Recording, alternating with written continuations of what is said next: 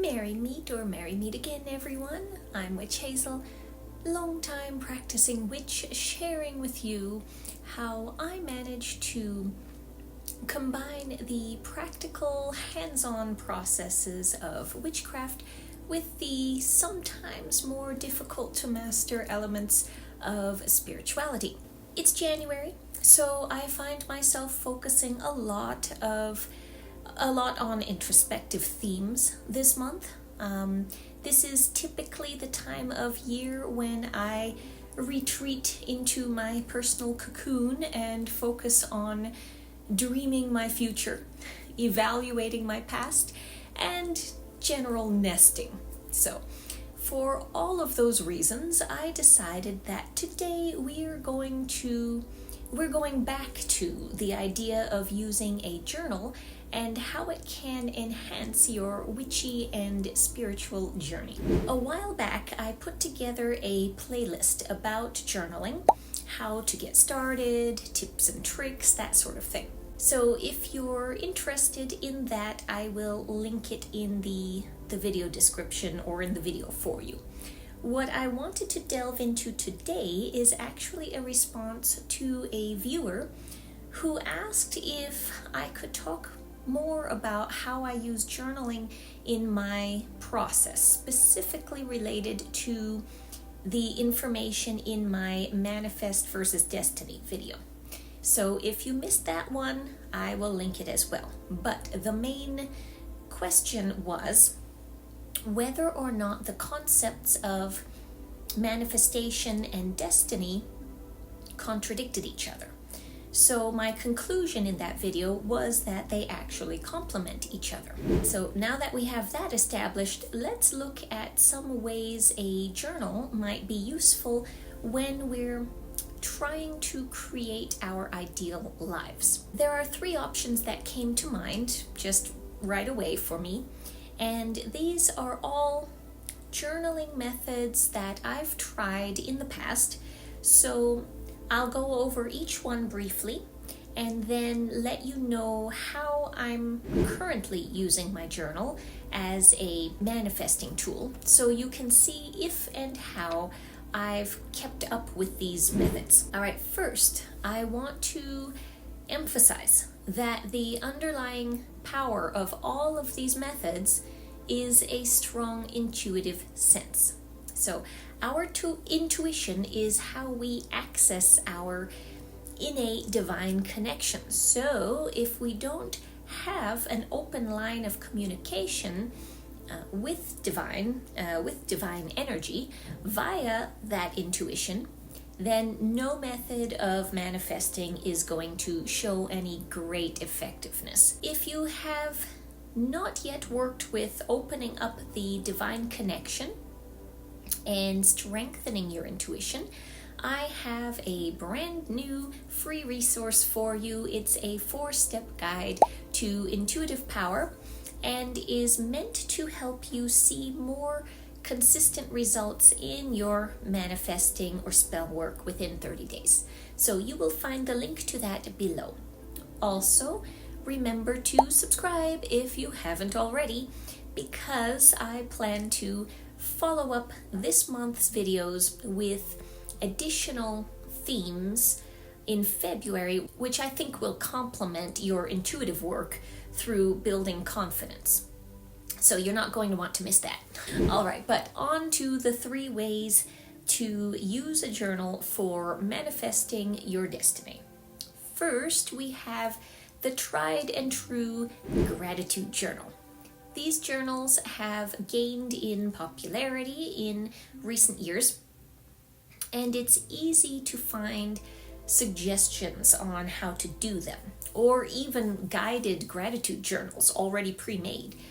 The main idea is that when we take time each day to write down things we're grateful for, that by doing this we shift our awareness from where most of us usually sit in feelings of lack and discontent to a more positive space and attitude that acknowledges all of the good things that we have in our lives, despite the perceived problems that we might have. The way this helps our work from a manifesting standpoint is that it helps us focus on positive things, meaning positive energy.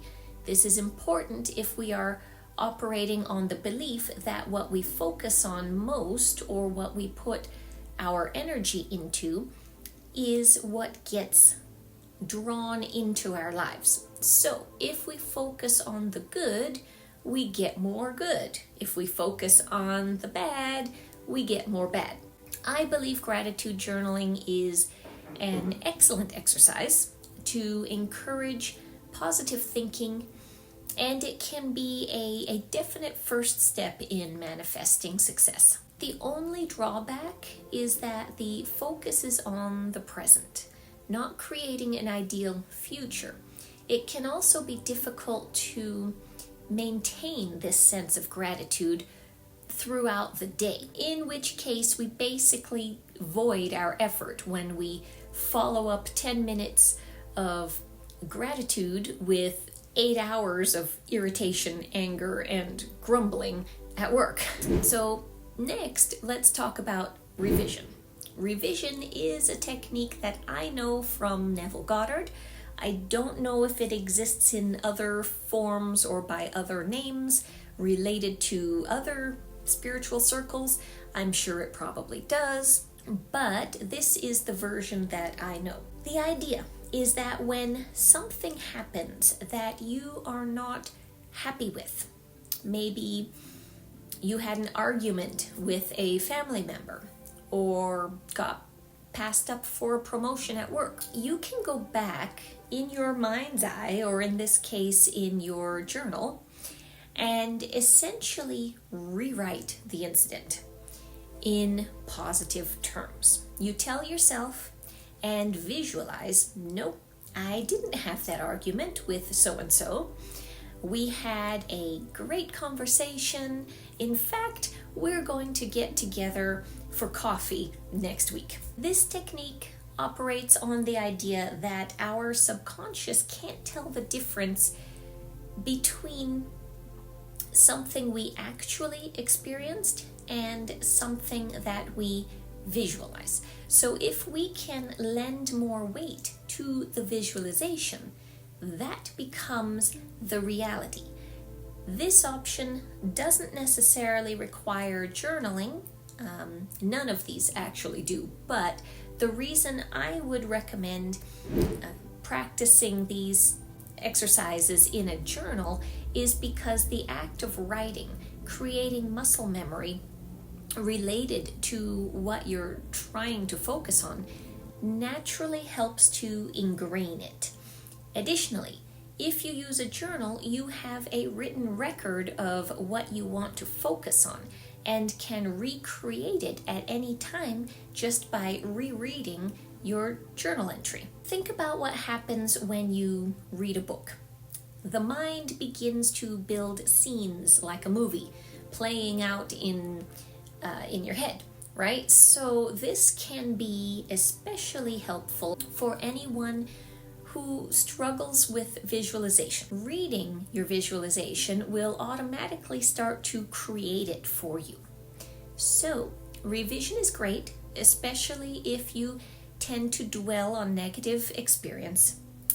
So teaching yourself to dwell on the positive version instead through journaling can be helpful. Here again, the only issue that I have with it is that the focus is on the past or the present. That brings us again to the third option, which is scripting. Scripting is the process of journaling for the future, meaning you think about the future you want, whether it's a general future or a specific thing, and write in your journal about how grateful you are to have that thing now. I've heard different opinions on if you should be vague or if you should be specific in detailing the things that you want. My default is always to do what feels intuitively correct, because remember, intuition is divine guidance. So universe will help you do things in exactly the way that you need to do it for it to be effective for you. Scripting is the technique for manifestational journaling that I did the longest. I really enjoyed creating positive, inspiring journal entries about having the things that I wanted in life. I also found it was a great way to automatically add in some gratitude because that's part of the scripting. So it seemed more natural to me than purposely sitting down and trying to list out things that I was grateful for. So now let's get into how I currently use journaling to manifest my destiny. I will admit my journal has evolved and devolved over time. Since my journal is also my diary, as well as the space where I contemplate life, I end up with a mix of rambling, negativity, positivity, pep talks, questions, you name it. I don't think this kind of scattered approach is helpful in the long run for consistent manifesting, and I'll get into that more in detail in an upcoming video about minimalism, but at the moment it's what I have. So I've tried to keep dedicated positive journals, so gratitude and scripting mainly. I've tried to keep a dedicated book of mirrors for the spiritual growth side of things, which is another topic that I've got planned. So remember again to subscribe if you're not already. But the reality is that I always come back to my life isn't compartmentalized. As much as I might want it to be, it's just not. So every time I try to compartmentalize my journaling, it doesn't work, at least not for very long. So what do I do with the randomness that is my journal? How do I use it to help me manifest? Well, I alluded to some of it in my video about New Year's journaling, so make sure to check that video.